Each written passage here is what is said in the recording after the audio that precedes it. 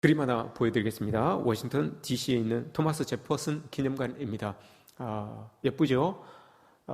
우리 동궁과 월지에 비하면 아무것도 아니지만, 그래도 서양 사람들은 저게 참 예쁘다라고 이렇게 이야기를 해서 관광지로 유명합니다.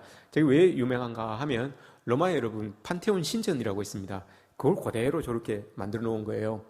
그래서 유명하다라고 이렇게 사람들이 찾아봅니다. 그런데 로마의 판테온 신전과 다른 게 있어요. 외벽이 지금 하얗잖아요. 하얀 대리석으로 갖다 붙인 거예요. 하얀 대리석을 갖다 붙이고, 그리고 해질녘에 저기 이렇게 원궁과 그게 우리 동궁과 월지에 빛 이렇게 비추는 것처럼 저기도 빛을 이렇게 조명을 비춥니다. 그러면 저렇게 하얀 대리석으로 이렇게 저 건물이 이렇게 빛나게 되는 거죠. 저게 아름답다고 이제 사람들이 와서 관광을 합니다. 구경을 합니다. 저기 토마스 제퍼슨 기념관에 새로운 기념관장이 이제 부임을 하였습니다. 내려주셔도 됩니다. 기념관장이 부임하여서 이제 1년을 살아야 되니까 재정을 이렇게 예산을 한번 이렇게 쭉 봅니다. 그런데 유독 한 곳에서만 이 예산이 많이 들어가는 이 곳이 있다는 것을 발견했어요. 그걸 보니까 저기 기념관 내 관리비 중에서 외벽 보수하는데 관리비가 너무 많이 들어간 거예요. 그래서 이게 왜 이렇게 많이 들어가냐라고 했더니 그걸 이제 관리했던 사람들이 이렇게 이야기를 합니다. 외벽을 청소하는데 많은 돈이 듭니다. 그냥 닦아서는 안 되고 특별한 그런 화학 세제를 써야 되기 때문에, 그리고 화학 세제를 고압 세척기에 넣어서 막 이렇게 씻어줘야 되기 때문에 돈이 많이 듭니다라고 이렇게 이야기를 했대요. 근데 특별한 화학 세제도 그렇고 고압 세척도 그렇고 그게 뭐 그렇게 크게 돈이 들 일이냐라고 이렇게 이야기를 하니까 이 하얀색 외벽이잖아요. 대리석 외벽이니까 그게 이제 비둘기로 와서 자꾸 이제 똥을 넣는다는 거예요. 비둘기 똥이 자꾸 묻으니까 이게 굳어버리니까 고압 세척기가 아니면 이게 나가지가 않는데요. 고압 세척기로 특수 화학 세제를 사서 쏟다 보니까 그 대리석을 붙여놓았던 그 접착제들이 자꾸 떨어지는 거예요. 그래서 대리석도 떨어지고 접착제도 떨어지고 하니까 이게 외벽 보수하는데 돈이 이제 많이 들어간다는 거예요. 그러면 문제를 해결하면 되지 않냐라고 이렇게 이야기를 합니다. 그래서 문제를 찾아가기 시작합니다. 외벽에 비둘기 똥이 많아서 그렇게 하면 비둘기가 안 오게 하면 되지 않냐. 그래서 관광객들에게 금지를 시킵니다. 비둘기에게 먹이를 주지 마세요라고 이렇게 금지를 시킵니다. 그리고 이렇게 조사를 해보니까 비둘기의 개체수가 줄어들지 않아요. 그랬는데도 불구하고 먹이를 주지 않음에도 불구하고 개체수가 줄어들지 않습니다. 왜 비둘기 먹이도 안 주는데 개체가 줄어들지 않을까? 자세히 보니까 이 비둘기들이 좋아하는 거미가 이 기념관 구석구석에 거미들이 이렇게 있는 거예요. 거미들이 막 붙어 있어서 그 거미를 잡아먹기 위해서 비둘기들이 오는 거예요. 그러면 거미줄을 싹 다 걷어라. 거미들 보이는 대로 다 잡고 거미들도 다 걷어버려라. 이렇게 해서 싹 정리를 다 했습니다. 정리를 다 했어요. 그런데 또 그 다음 날 되니까 또 거미들이 보이고 거미줄이 이렇게 쳐져 있어요. 또 정리를 싹 했는데 그 다음 날 보니까 또 거미줄이 쫙 쳐져 있고 거미들이 또 있습니다. 거미들이 있는 한 비둘기는 계속 오는 거예요. 그래서 거미는 왜 생기는 거야? 라고 또 가만히 보니까 이 거미가 먹을 수 있는 날벌레들이 거미줄에 자꾸 붙는 거예요. 자꾸 걸리니까 먹을 게 있으니까 자꾸 거미들이 생기는 것 아닙니까? 거미줄에 걸리는 날파리들이 자꾸 있으니까, 나방들이 자꾸 있으니까 거미들이 자꾸 생기는 거예요. 먹이 활동하기가 참 좋은 곳이잖아요. 그래서 아마 거미들이 여기가 야 맛집이다. 그래서 막 동네에 있는 거미들이 거기 다 온 것 같아요. 계속 걸리는 나방들이 있으니까요. 나방들이 왜 자꾸 몰려드나? 라고 봤더니 이제 토마스 제퍼슨 기념관에 외벽을 이렇게 비추기 위해서 조명을 어디보다도 해가 딱 떨어질 때쯤 맞춰서 조명을 탁 킨다고 합니다. 그러니 나방은 여러분 불빛을 보고 찾아드는 이 벌레들이잖아요. 불빛을 쫙 비치니까 동네에 있던 모든 나방들이 거기에 제일 먼저 불빛을 쫙 조명을 켜니까 그게 다 달라붙는 거예요. 다 와서 막 돌아다니 보니까 이 거미줄에도 걸리고 그 거미줄에 걸리는 게 많으니까 거미가 줄어들지 않는 그 거미들을 잡아먹으려고 비둘기가 오는 것이고, 많이 잡아먹다 보니까 비둘기가 배가 불러서 똥을 누는 것이고, 그래서 그 똥을 치우다 보니까 외벽에 상처가 나는 것이고, 그걸 해결하다 보니까 예산이 많이 들어가는 거고, 이런 이제 문제가 이렇게 일어나는 거예요. 그래서 고민하다가 그 조명을, 그럼 우리가 조명을 이걸 이제 해결하면 되겠네라고 했어요. 그래서 조명을 전문가와 상의를 해서 끄는 것은 안 되고 2시간을 미뤘다고 합니다. 2시간을 딱 미뤘대요, 뒤로. 켜는 시간을 2시간을 미뤘대요. 그러니 동네에 다 조명이 켜져지고 다른 데 불빛이 비춰지고 하니까 그만큼 날아오는 나방의 벌레들의 개체수가 줄어든 거예요. 개체수가 줄어드니까 그걸 잡아먹을 수 있는 이 거미줄에 걸리는 개체수도 줄어들 것이고, 그것으로 인하여서 거미수도 줄어들게 되는 것이고, 거미가 줄어드니까 먹을 양이 줄어드니까 비둘기도 줄어드는 것이고, 비둘기도 줄어드니까 똥도 적게 쌀 것이고, 똥도 적게 싸니까 청소 비용도 적게 들고, 그래서 예산이 줄어들었다라고 이렇게 이야기를 합니다. 이걸 가지고 심리학에서 한 용어를 거기에서 끄집어냅니다. 그 용어가 귀인오류라는 말이에요. 귀인오류. 문제는 저기에 있는데 그걸 해결하기 위해서 엉뚱한 것에서 자꾸 뭔가를 찾아보려고 하는 거, 엉뚱한 것을, 해결책은 여기에 있는데 그걸 제대로 보지 아니하고 엉뚱한 곳에서 자꾸 해결책을 찾으려고 노력하는 거, 이게 귀인오류라고 하는 거예요. 문제가 있으면 여러분 분명히 그 문제의 발단이 있어요. 근데 문제의 발단을 건드리려고 하면 마음이 아프고 힘들 때가 있습니다. 그래서 사람들은 그 주변만 이렇게 자꾸 건드리는 그런 경우들이 있죠. 그러면 문제가 해결되지 않습니다. 아프더라도 힘들더라도 그 문제를 건드려야지만 여러분 문제가 해결이 돼요. 그 귀인 오류에 빠지지 않는 그런 우리들의 모습, 그리스도인들의 모습들이 있어져야 되는 거죠. 며칠 전까지 여러분 교회의 총회가 다 끝났습니다. 합동, 통합, 고신, 감신, 이 교회의 총회가 다 끝났습니다. 총회에서 일괄적으로 다른 것이, 여러분, 다른 사안들도 많이 있었지만 일괄적으로 다른 게, 교회가 이렇게 해서 세상 속에 영향력을 끼치겠습니까? 공헌할 수 있겠습니까? 이게 이제 문제가 다 모든 교단에서 이 문제가 불거졌어요. 교회가 공헌할 수 있겠습니까? 문제가 뭘까요? 문제가 하나 탁 던져졌어요. 거기에 대해서 많은 이야기들이 이제 오고 갔죠.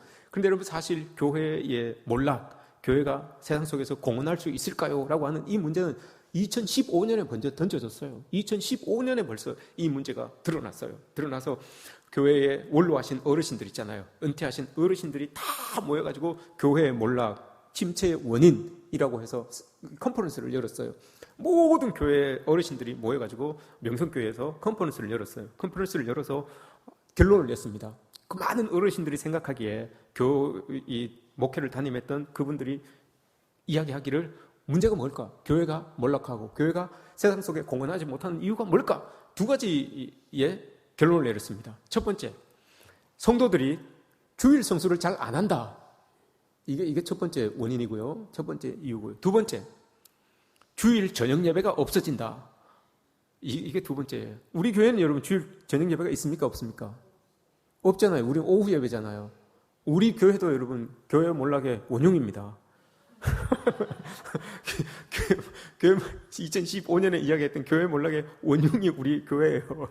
그런데 여러분, 사실 그때 2015년에 가장 시끄러웠던 게 여러분 뭔지 여러분 아세요? 2015년에 가장 시끄러웠던 게 교회 세습에 대한 이야기였어요. 교회 세습에 대한 이야기, 그리고 교회 안에서 일어나는 재정적인 비리, 이게 사회적으로 터졌어요. 그리고 성윤리 부재, 이게 여러분 2015년에 세상을 뒤엎었던, 이게 도마 위에 이렇게 올라왔어요. 이게 문제였거든요. 사실 이런 것들이 세상에 드러나니까 막 교회가 힘을 잃기 시작한 거예요. 근데 그건 건들지 않고 주일 성수를 안 한다, 주일 오후에 저녁 예배를 안 드린다, 엉뚱한 곳에서 원인을 찾으려고 하는 그런 모습들이 있었던 거죠. 그걸 아프더라도 여러분 그걸 끄집어내야 돼요. 만져야 돼요. 그래야지만 교회가 진실로 세상에 공헌하면서 영향력을 끼치면서 살아갈 수가 있게 되는 거예요. 그게 대표적인 귀인 오류예요. 조직폭력배는 여러분 어느 나라에나 다 있습니다. 일본의 조직폭력배를 여러분 우리가 뭐라고 부릅니까? 야쿠자라고 이렇게 부릅니다. 그죠? 야쿠자. 야쿠자가 일본에서 사회공헌을 위하여서 많은 노력을 합니다. 명절이나 뭐 어떤 기념일이나 이런 날 기관도 찾아가고 뭐 사회봉사도 하고 많은 공헌을 합니다. 그런데도 불구하고 야쿠자라고 하는 인식이 변하지 않아요. 바뀌지 않아요. 야쿠자라고 하면 멀리하는 그런 모습들이 있어요. 이 야쿠자들이 우리가 도대체 어떻게 하면 사회공헌을 할 수 있을까? 어떻게 해야지만 사람들이 우리를 저렇게 별로 안 좋은 시선으로 우리를 바라보지 않을까? 이런 고민이 있었던 거예요. 늘 지금도 야쿠자는 그걸 고민하고 있어요. 근데 야쿠자가 여러분 사회에 공헌할 수 있는 한 가지 방법이 있습니다. 야쿠자 해체입니다. 야쿠자를 안 하면 돼요. 야쿠자를 없애면 돼요. 그러면 공헌할 수 있는 거예요. 이들이 사회에 공헌하기 위해서 2011년도에 여러분 일본에서 큰 지진이 발생합니다. 그래서 원전이 깨져요. 원전이 깨져서 방사능이 이렇게 누출이 되기 시작합니다. 그거를 도쿄 전력에서 관리를 하고 있었는데 그걸 막을 사람이 없어요. 들어가서 밸브를 잠궈야 되는데 그걸 막을 사람이 없는 거예요. 그래서 어떻게 할 수가 없잖아요. 계속 누출되는 상황으로 놔뒀었는데 그걸 며칠이 지나고 난 다음에 한 7, 8명이 들어가서 그걸 막고 나왔어요. 밸브를 잠그고 나왔어요. 방사능 누출되면 자기들이 죽을 수밖에 없다는 걸 잘 알고 있었어요. 알고 있었음에도 불구하고 들어가서 그 밸브를 잠그고 나왔어요. 알고 보니까 그 사람들이 야쿠자였어요. 야쿠자였는데 막 사람들이 막 환호해주고 막 칭찬해줄 줄 알았는데 그렇지 않아요. 왜 도쿄전력에서 이야기를 합니다. 왜 야쿠자가 들어가서 저걸 막고 나왔냐? 질책을 하기 시작합니다.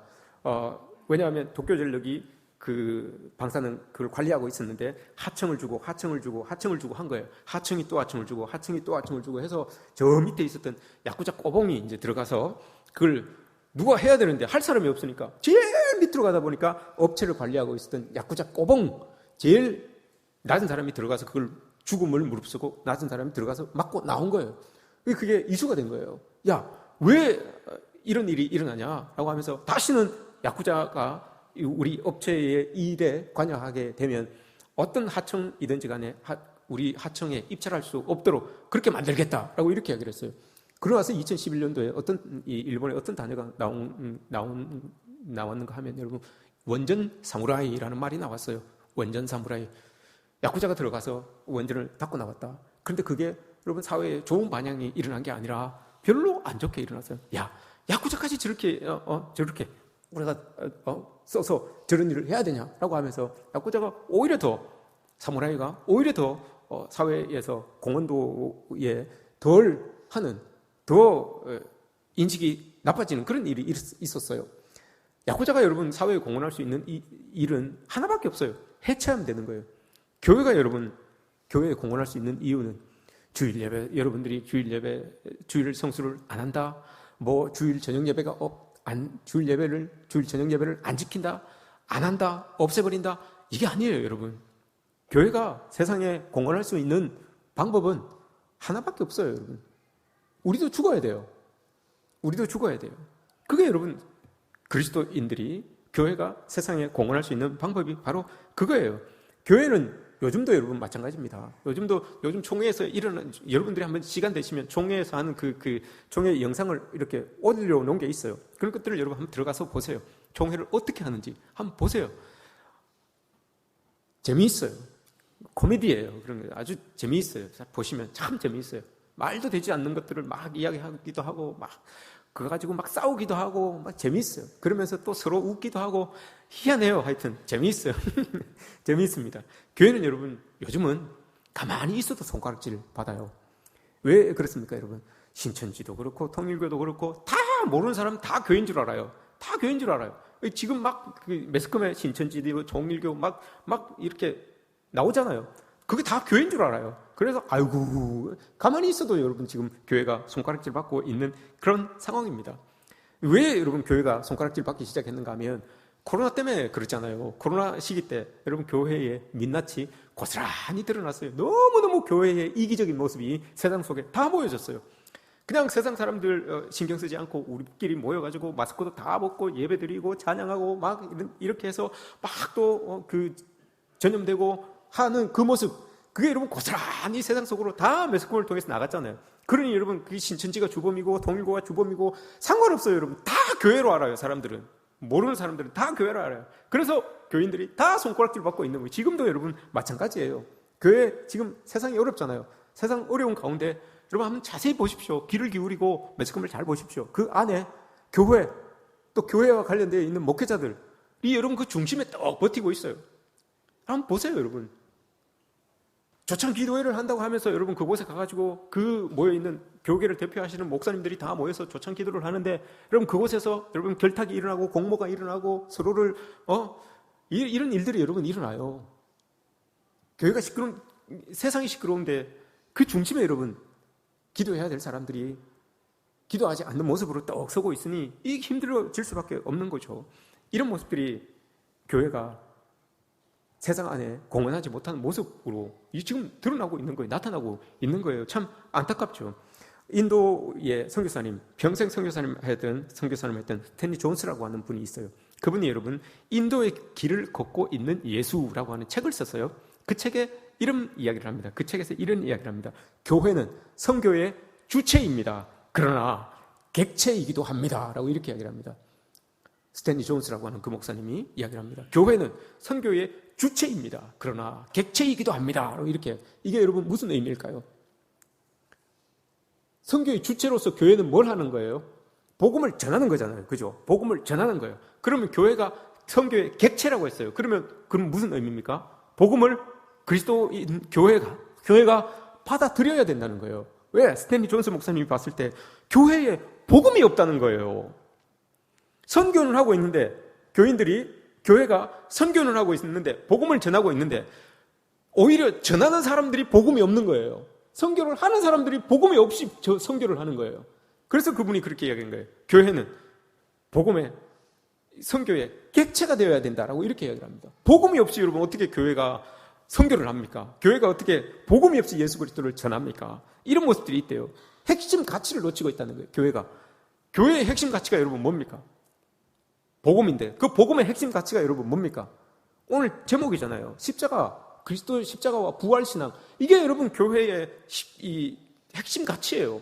이걸 놓치면 여러분 그리스도인들은 세상에 공헌할 수 없어요. 세상 속에서 우리의 자리에서 여러분 그리스도의 향기를 발할 수가 없어요. 십자가의 신앙과 부활의 신앙, 이게 없이는 천하 없어도 안 돼요. 여러분 십자가 신앙은 뭘 대표합니까? 여러분 우리가 죽어야 된다는 거예요. 어떤 상황 속에서도 우리가 죽어야 된다는 거, 예수 그리스도가 우리를 위하여서 죽으셨던 것처럼 우리가 죽어야 된다는 거, 이게 십자가 신앙이고요. 부활 신앙이라고 하는 것은 뭡니까 여러분?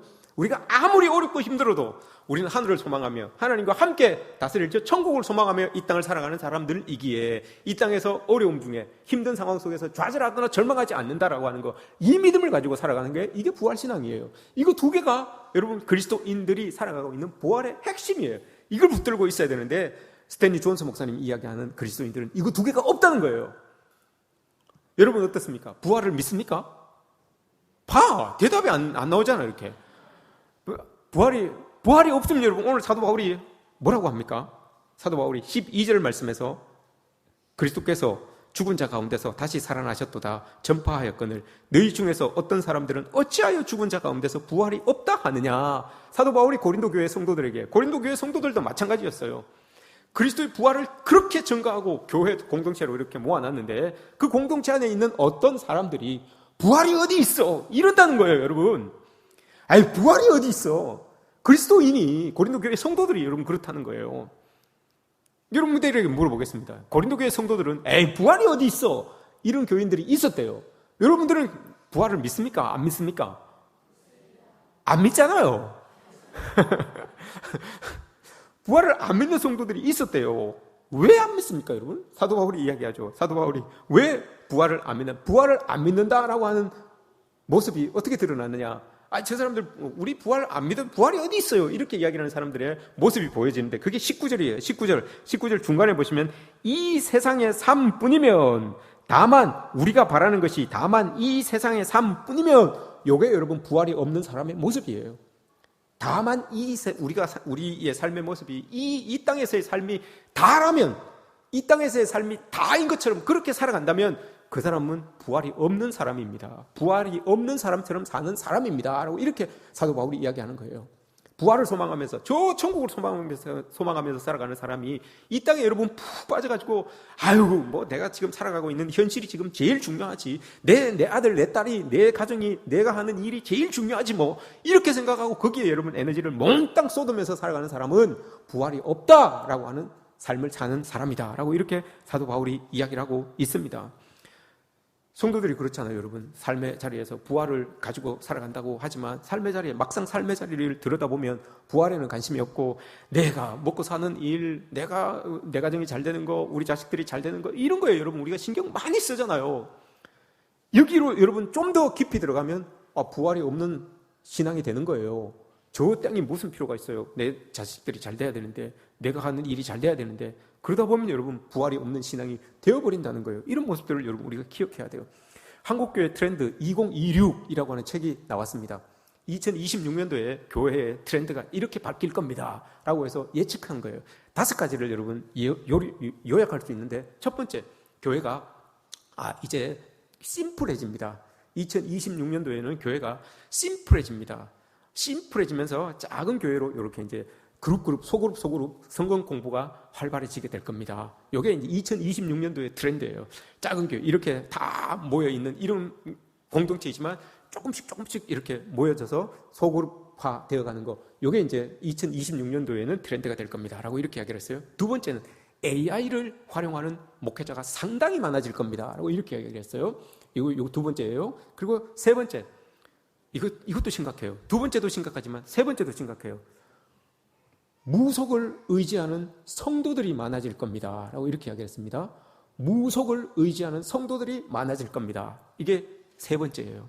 무속을 의지하는 성도들이 많아질 겁니다. 네 번째, 말씀은 많이 듣지만 기도는 많이 안 할 겁니다.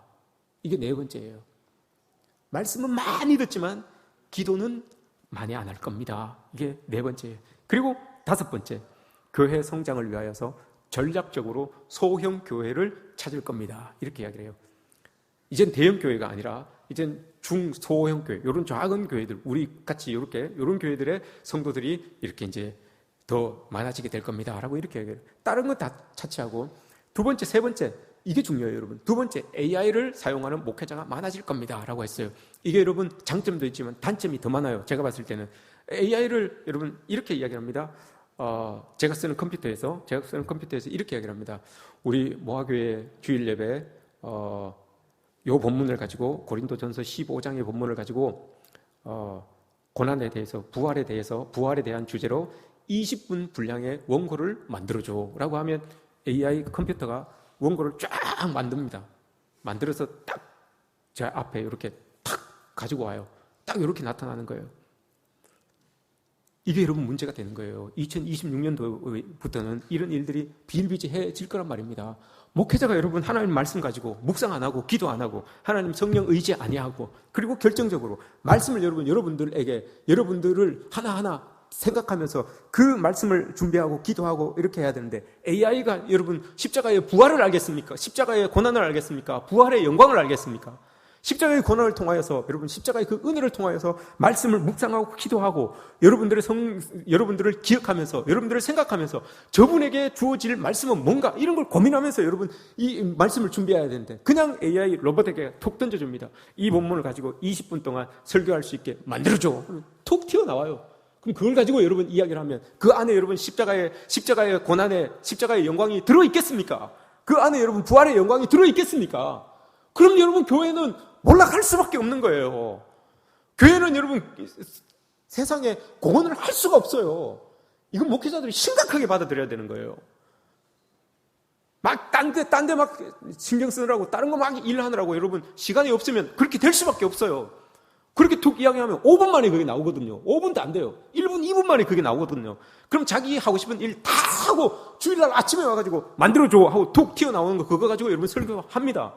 그럼 여러분들이 압니까, 여러분? 저 목사님이 묵상하며 기도하며 마음속으로 눈물 흘리며 기도하면서 준비한 말씀인지 아닌지 여러분 압니까? 알지요. 1년이 지나고 2년이 지나고 하면 여러분 알아요. 알게 돼요. 목사님 자신만 몰라요. 알아요. 왜 모릅니까? 그게 하나님의 일인데 그걸 왜 모릅니까? 알죠.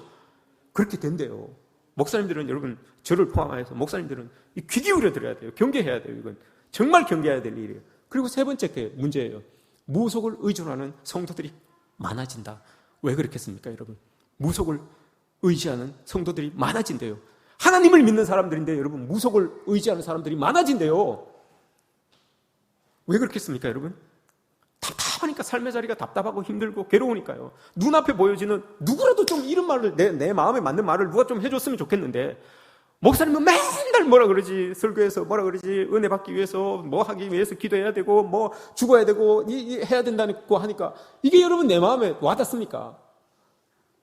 근데 무속에 가면 저놈 이렇게 하면 죽고, 저놈은 이렇게 하면 잘 안 되고, 이렇게 하면 부적 이렇게 해서 뭐 팬티에다가 넣어놓으면 저놈은 빨리 죽고, 이렇게 하니까 아이고야 잘 됐다 싶어가지고 이런다는 거예요, 여러분. 빨리 내 눈에 보이는 뭔가를 여러분 딱 하기 위하여서.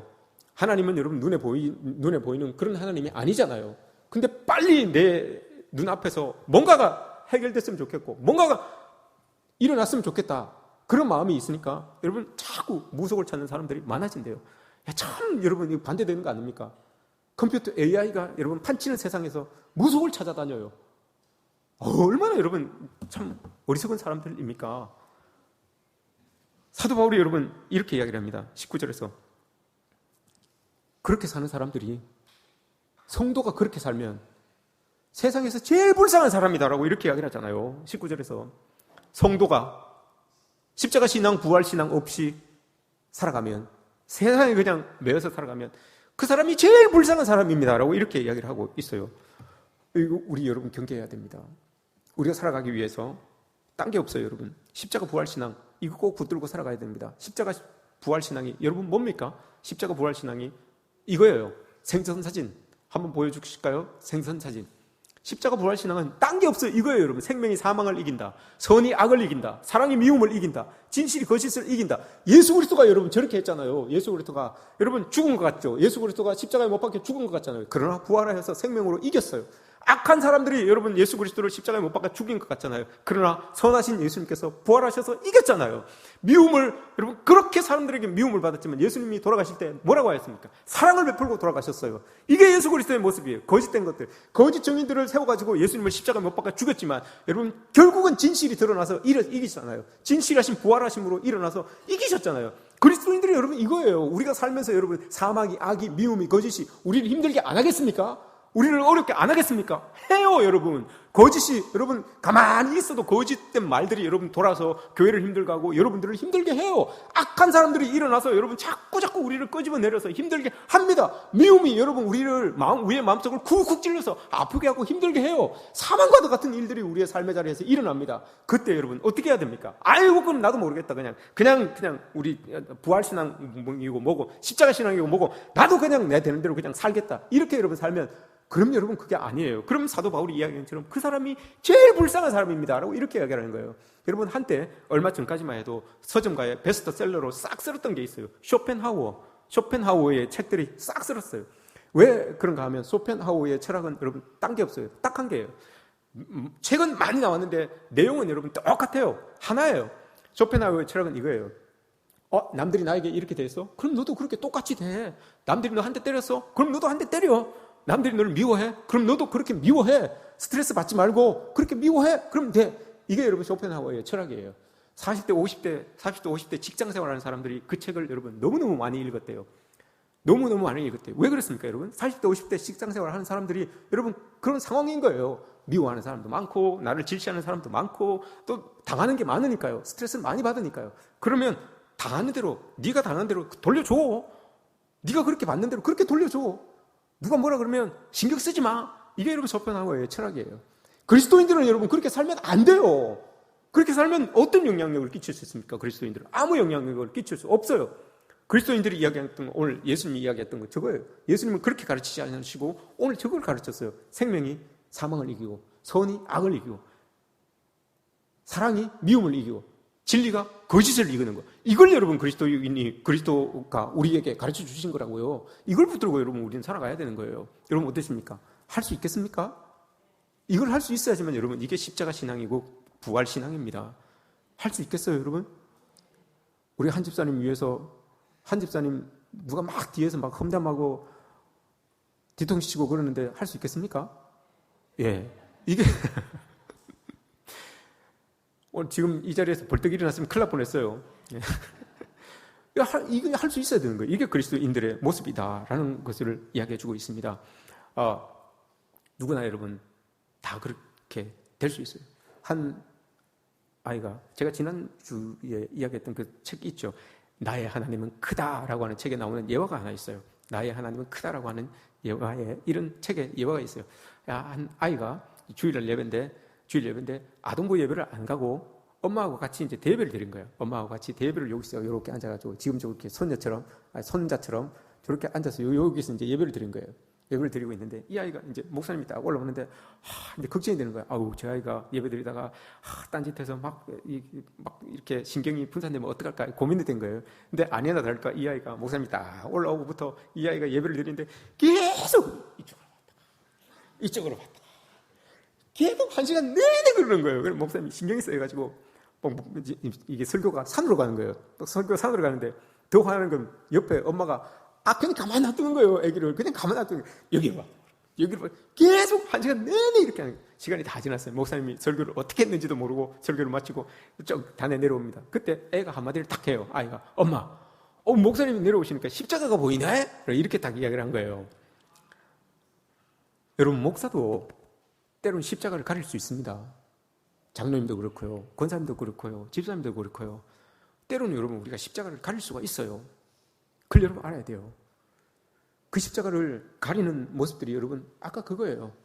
생명으로 사망을 이기지 못하고 선으로 악을 이기지 못하고 여러분 진리로 거짓을 이기지 못하고 사랑으로 미움을 이기지 못하는 그리스도인들, 그럼 여러분 그건 십자가를 가리는 거예요. 목회자도 여러분 그럴 수 있어요. 우리 모두가 다 그럴 수 있어요. 예수님께서 가르쳐 주신 것은 그럼에도 불구하고 이겨봐라. 선으로 악을 이겨보고 너 아프게 하는 사람들을 이겨봐라. 사랑으로 미움을 이겨보고 이걸 진리로 거짓을 한번 이겨봐라. 이걸 그리스도께서 우리에게 보여주신 것입니다. 예수님께서 제자들을 누가복음 10장에서 제자들을 파송하십니다. 제자들을 보내시면서 예수님이 이렇게 이야기를 합니다. 내가 너희를 보냄이 양을 이리 가운데 보냄과 같도다 라고 이렇게 이야기를 해요. 양을 이리 가운데 보냄과 같도다. 여러분, 양이 이리와 싸워서 이길 수 있습니까? 없습니까? 여러분들은 이깁니까? 양이 이리하고 싸워서 이깁니까? 못 이깁니까? 뭐 그걸로 그렇게 어렵게 생각하십니까? 양이 이리를 어떻게 이깁니까? 이리가 뭔지 모릅니까? 늑대. 양이 늑대를 이기겠습니까? 못 이기겠습니까? 못 이기죠. 여러분, 예수님께서 말씀하셨잖아요. 양을 이리 가운데 보낸 것 같도다. 여러분, 우리가 세상에 들어가서 세상을 이기려고 하면 안 돼요. 져요. 이리를 여러분 양이 어떻게 이깁니까? 이기는 방법은 뭐라고요, 여러분? 십자가 신앙, 부활 신앙밖에 이길 수밖에 없어요. 내가 죽어야지만 이겨요. 요한복음 12장 24절. 하늘의 밀이 땅에 떨어져 그대로 있으면 하늘의 밀이 땅에 떨어져 죽지 아니하면 하늘 그대로 있고 죽으면 많은 열매를 맺느니라. 우리가 죽어야지만 여러분 열매가 오는 거예요. 그 말씀 누가복음 10장에서 양을 이리 가운데 보낸 것 같도다라고 하실 때 그 말씀 바로 위에 무슨 말씀을 하시는지 아세요? 추수할 건 많은데 일꾼이 없네 라고 이렇게 예수님이 이야기하세요. 우리를 세상에 보내시는 이유는 여러분 열매예요. 추수예요. 열매를 만들기 위해서 우리를 보내는 거예요. 열매를 만들기 위해서는 요한복음 12장 24절에서 이야기한 것처럼 우리가 죽어야 열매가 생겨요.